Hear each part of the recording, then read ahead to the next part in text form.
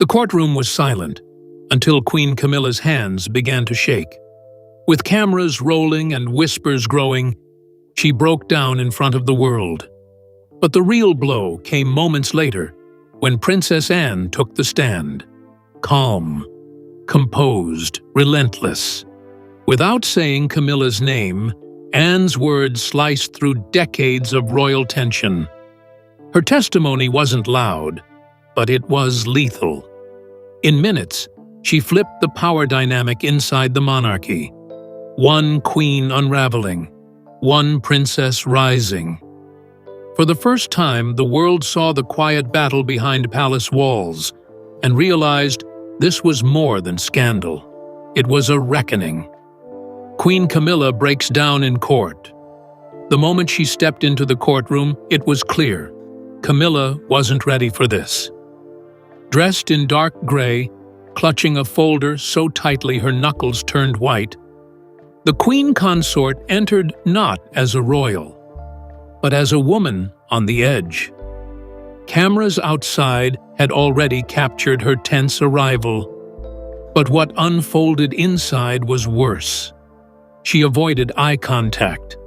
Her eyes stayed low. Her hands trembled each time a name was read aloud. And then it happened. Her name was mentioned in sworn testimony. No warning, no chance to prepare. Just a witness confirming something that had long been whispered. Camilla's name was tied to internal royal leaks. As the words hit, she blinked rapidly, her breathing unsteady. Observers described her as visibly shaken. Within minutes, her composure gave way. Her eyes welled with tears. A royal aide leaned forward with tissues, but she didn't take them at first. She simply stared straight ahead, motionless. A second name was mentioned, then a message, a private exchange that had made its way into public record.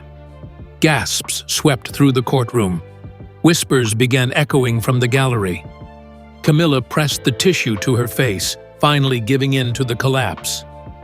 "She's spiraling," one witness said. "This wasn't stress. This was pure unraveling. This wasn't a palace ballroom or a tightly managed photo call. There were no flattering angles, no spin, no palace aides to control the story, just raw, public, legal truth, and a queen consort cracking in real time." But even as Camilla sat there, shaken and pale, a new figure stepped into view. One who didn't tremble, one who didn't cry, and she was about to change everything. Princess Anne takes the stand. She entered the courtroom like she enters every royal event, with steel in her spine and no patience for drama. Princess Anne walked to the stand without hesitation. Her expression was calm, unreadable, her posture straight. Her tone, when she spoke, was crisp and firm. She didn't waver. She didn't look around the room to gauge reactions. She looked straight ahead and spoke with the weight of someone who's seen too much to be impressed or intimidated. Her testimony wasn't emotional. It wasn't theatrical. It was surgical. She never said Camilla's name, not once. But she didn't have to. Anne spoke of loyalty to the crown, of the responsibility royals carry to protect not just the image, but the unity of the institution. She referenced internal harm. She warned of individuals who use access to elevate themselves at the cost of the family. The courtroom went silent. Every word landed like a hammer, cold, measured, precise. Camilla, still seated behind her legal team, looked down and didn't move. Witnesses said it was the most tense moment of the day, because this wasn't just a testimony, it was a message. And everyone in that room knew exactly who it was aimed at.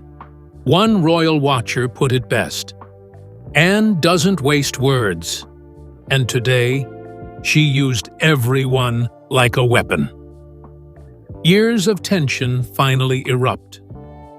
For royal insiders, it wasn't a shock. It was a slow-burning fuse that had finally exploded in public. Princess Anne and Queen Camilla have never been close. That much has been whispered behind palace walls for years. What the public saw as polite smiles and reserved greetings was, in truth, a tense formality, a necessary performance to maintain unity. But behind closed doors, the relationship has long been icy. Anne was one of the few senior royals who opposed Camilla's rise to queen consort from the beginning, not out of bitterness, but out of principle. To Anne, the crown was sacred, not something to be maneuvered into. Staff sources often spoke of separate schedules, separate green rooms, separate routes through palace halls, anything to avoid direct confrontation between the two women. Until now, because today, it all came out. The courtroom became a stage for what royal aides had spent years trying to suppress. There were no more soft diplomacy tactics, no more carefully crafted statements, just sworn testimony and the collapse of the fragile civility that had held Anne and Camilla's relationship together. Anne didn't yell, she didn't accuse, but her every word revealed decades of silent disapproval. And Camilla, broken just moments before, could only sit and listen. Royal watchers watching the broadcast knew they were witnessing a turning point, not just between two women, but between duty and power, tradition and survival. For the first time, the quiet tension between them wasn't whispered behind the palace walls. It was public, it was sharp, and it was irreversible. The case that shook the palace. What started as a quiet legal proceeding quickly turned into a royal eruption. The courtroom wasn't just filled with reporters and lawyers, it was heavy with the weight of royal history. Because this wasn't just any case. It centered on something the monarchy guards more fiercely than jewels: secrecy.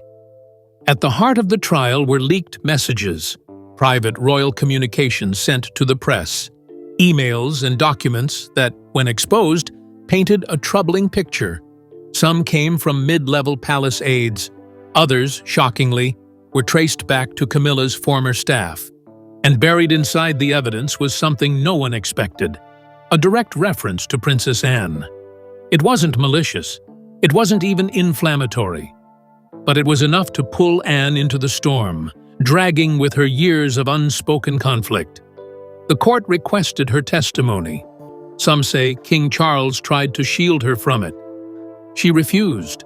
That refusal changed everything, because what had begun as a technical dispute over leaks and media manipulation suddenly became personal, deeply personal. The lines weren't just legal, they were royal. This wasn't about who leaked what anymore. It was about who stood for the crown and who used it for gain. One courtroom, two royal women, one shaken nation. And from that point forward, nothing about this hearing was ordinary again. Anne's words hit the nerve. The moment Princess Anne began her testimony, the room shifted. She didn't raise her voice. She didn't need to. Every word was deliberate. Every phrase felt like it had been weighed for its impact. And none hit harder than this. The crown is not a weapon. It is not to be used for self-interest. She didn't elaborate. She didn't need to. The message was clear. Observers in the courtroom leaned forward in their seats. Reporters froze mid-type. Even the judge reportedly paused, taken aback by the force behind her restraint. Anne went on to describe situations where personal conversations had been misinterpreted, twisted, or shared without context. Though no names were mentioned, the references were unmistakable. Everyone in the room could draw the line between Anne's words and Camilla's alleged involvement in media briefings. Camilla, seated only feet away, appeared to crumble further. Tissues returned to her hands. Her shoulders hunched. She wasn't just emotional, she was cornered. It wasn't a cross-examination. It wasn't a confrontation. But it was devastating. Outside the courtroom, commentators immediately called Anne's testimony one of the most controlled and cutting moments in modern royal history. Online, her quotes were shared like rallying cries. And inside the palace? Staff said a chill had settled in, because Anne hadn't just spoken for herself. She'd spoken for the crown. Camilla's image shattered in real time. It didn't take hours. It took minutes. As Anne stepped down from the stand and the courtroom went into recess, headlines were already going live across the globe. Queen Camilla in tears after Anne's silent strike.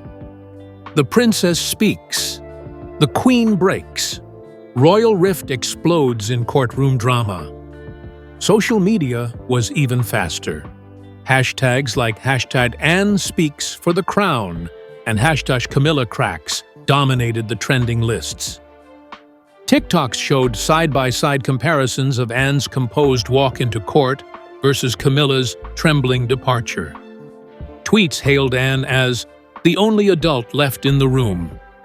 Others called her the crown's last line of defense.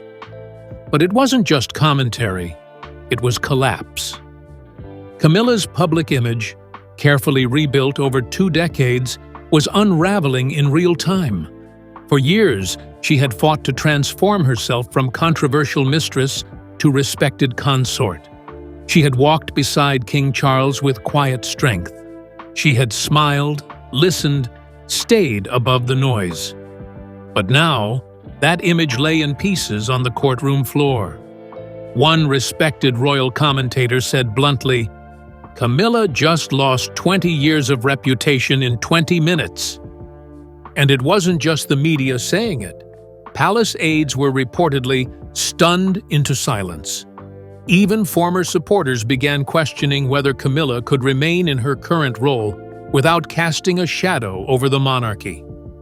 Meanwhile, Anne left the courtroom and returned straight to royal duties the next morning, unbothered, unmoved, and more admired than ever.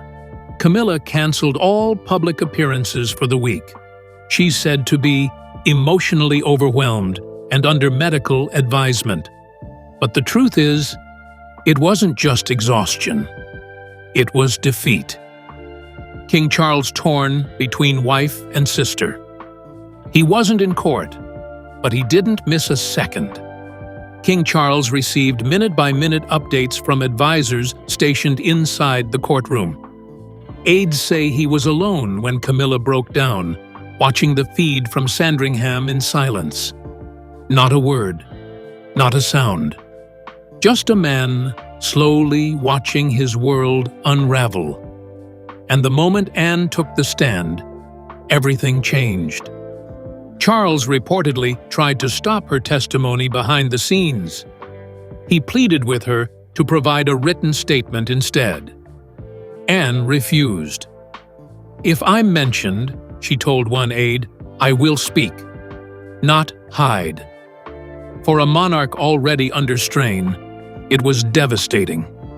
On one side, his wife, crumbling publicly. On the other, his sister, rising unshaken.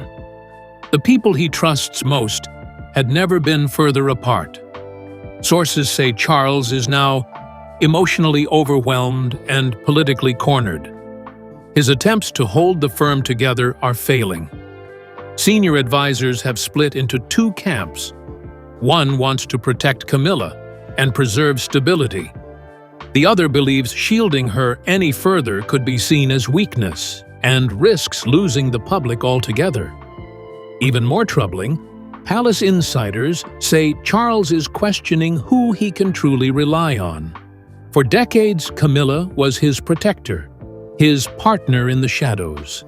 But Anne, she's always been the crown's compass, unmoved by emotion, loyal to duty over personal ties. Now, the king must choose how to move forward, and either choice comes with a price. The leak trail points back. With each passing hour, the courtroom uncovered what the palace tried desperately to keep hidden. What began as suspicion quickly hardened into pattern. Court documents revealed a trail of communications, selective leaks, internal briefings, and curated narratives that appeared to benefit Camilla's image while placing others under scrutiny.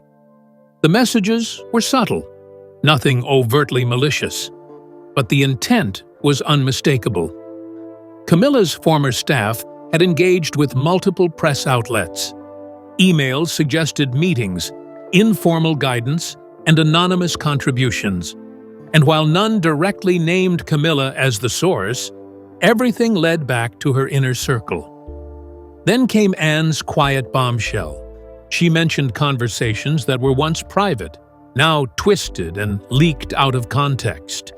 She described a growing unease in recent years over the way certain stories appeared, who benefited, and who took the hits. Observers say Anne's words struck like a scalpel, not wild accusations, but precise incisions. And with that, the court ordered an internal review of royal communications. For the firm, this was catastrophic. The leak trail didn't just bruise Camilla's reputation, it left it wide open and bleeding. The palace retreats into silence. By the end of the third day, the monarchy was no longer in control of the narrative. It was scrambling behind it. Clarence House issued no statement. Buckingham Palace said no comment. But behind closed doors, the energy was frantic. Senior aides moved between offices with red folders, phones buzzed non-stop, and crisis meetings ran late into the night. Camilla, once at the center of every polished photo op, had vanished. All of her scheduled appearances were suddenly canceled. A planned trip was postponed indefinitely. Official accounts went quiet. The firm wasn't just retreating, it was going dark. Meanwhile, Princess Anne showed up to a military medal ceremony the very next morning. Dressed in navy, poised, smiling politely, untouched by the chaos swirling around her. The contrast wasn't lost on anyone. The media framed it clearly. One queen in hiding, one princess standing tall. Royal staff inside both households are said to be tense, walking on eggshells. Loyalty lines are shifting. Some who once served both Camilla and Charles are now requesting reassignment. Insiders say the family dynamic has changed forever. And while the public waits for a response, the palace offers only silence and the growing sound of a crown in crisis. Public opinion shifts dramatically. It didn't take long. The court of public opinion moved swiftly and decisively. Within 48 hours of the courtroom drama, new polling data revealed what palace officials had feared. Camilla's public support had collapsed. Approval ratings dropped by double digits across every major age group. Among younger audiences, her numbers were the lowest they had ever been since she officially joined the royal family. Among older voters, once her strongest base, the shift was even more telling. Meanwhile, Princess Anne was rising. Among women over 40, she is now the most trusted royal after Princess Catherine, with numbers that haven't been seen since the early days of the Queen Mother. People didn't just admire her. They saw her as the moral anchor of the monarchy. The media quickly dubbed it a public loyalty pivot. Front pages carried headlines like, "Anne commands, Camilla retreats." The silent royal who spoke volumes. 2 women, 1 crown, and the battle for trust. But it was social media that truly captured the emotional tone of the moment. Twitter and Instagram exploded with side-by-side clips of Anne's stoic composure in court versus Camilla's visible unraveling. Memes labeled Anne as the crown's iron shield, the steady sister, and queen without the title. A viral tweet summed up the sentiment. While Camilla leaked stories, Anne protected silence. That's royalty. TikToks narrated by Gen Z creators praised Anne's blunt dignity and commitment to duty. Some even edited her courtroom soundbites into cinematic reels, calling her the last true royal. Even Camilla's most loyal defenders found themselves cornered. Right-leaning publications that had long protected her began questioning her judgment. One high-profile columnist wrote, "Camilla's silence once gave her strength. Now it screams guilt." Daytime talk shows debated whether she should step down temporarily or for good. Live audience polls skewed heavily toward a full retreat. Palace advisors, once confident in her quiet resilience, were now deeply concerned. Inside royal walls, the mood had shifted from damage control to quiet resignation. Aides who had spent years rehabilitating Camilla's image now admit it may be irreparably damaged. Recovery, if it happens at all, would take years of public rebuilding, and that's only if the public is willing to forgive. Anne, in contrast, has emerged unshaken. She didn't court the spotlight. She didn't campaign for favor. But when truth and duty called, she answered, with clarity and courage. And the public saw that. They saw strength. They saw integrity. They saw the kind of royalty that doesn't need a title to lead. Echoes of Diana return. As Princess Anne's words echoed across headlines, so did the past. Within hours of her testimony, one line began to dominate coverage. Personal ambition must never outweigh unity. It was quiet, composed, and devastating. And to many, it struck a hauntingly familiar chord. It didn't take long before media outlets and royal watchers connected Anne's statement to another woman, Diana.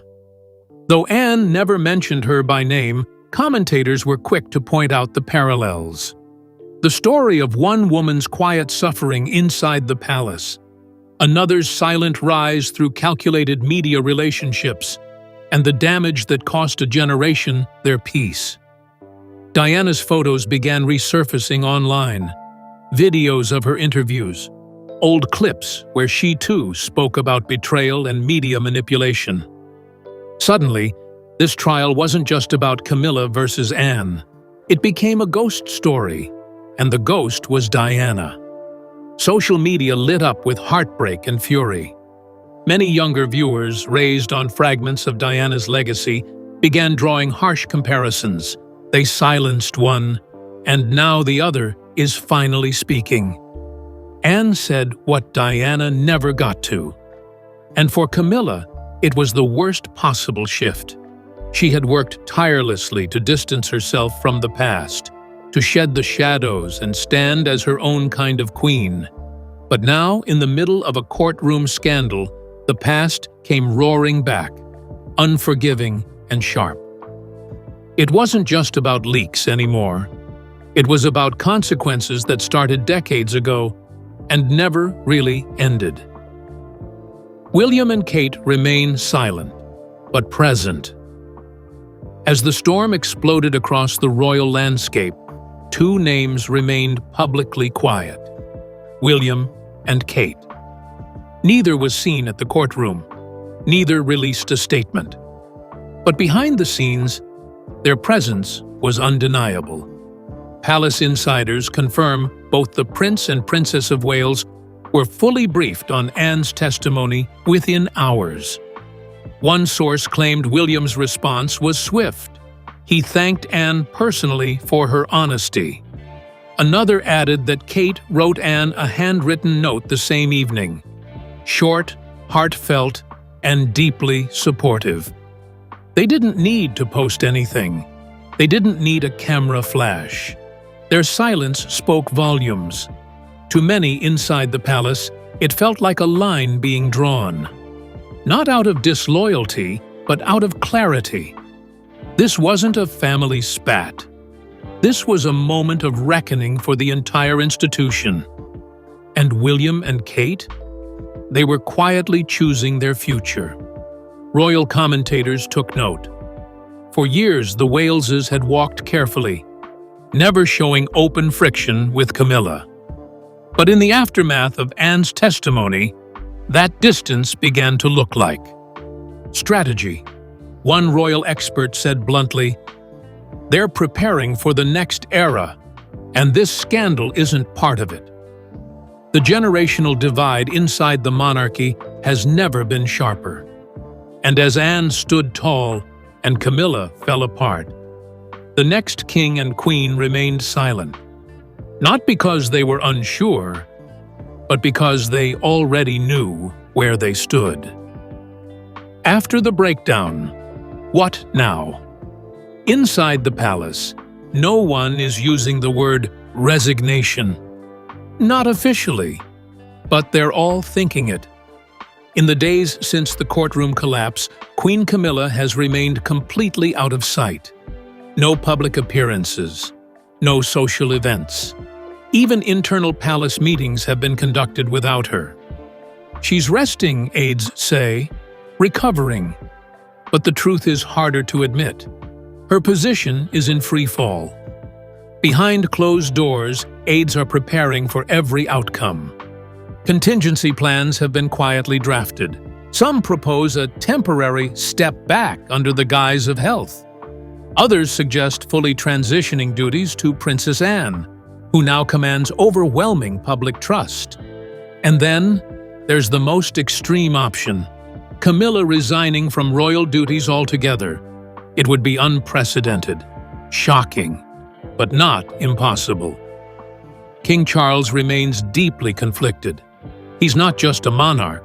He's a husband watching his wife unravel on the world stage. But he's also a steward of an institution now gasping for stability. And the longer Camilla stays silent, the more fragile that stability becomes. Public pressure is mounting. Approval ratings continue to fall.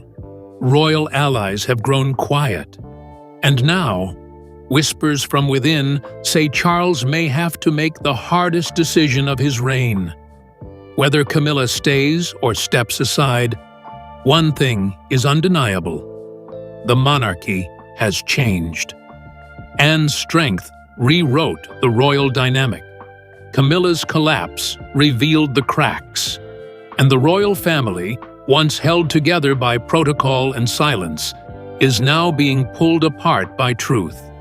There's no going back, only forward, into an uncertain, unfiltered, and deeply human new chapter. As the dust settles, silence surrounds Camilla, while Princess Anne stands unshaken. Loyalty has shifted. Trust has fractured. And the public now sees the crown not through protocol, but through purpose. One breakdown, one testimony, and everything changed. This wasn't just courtroom drama. It was the beginning of a royal realignment,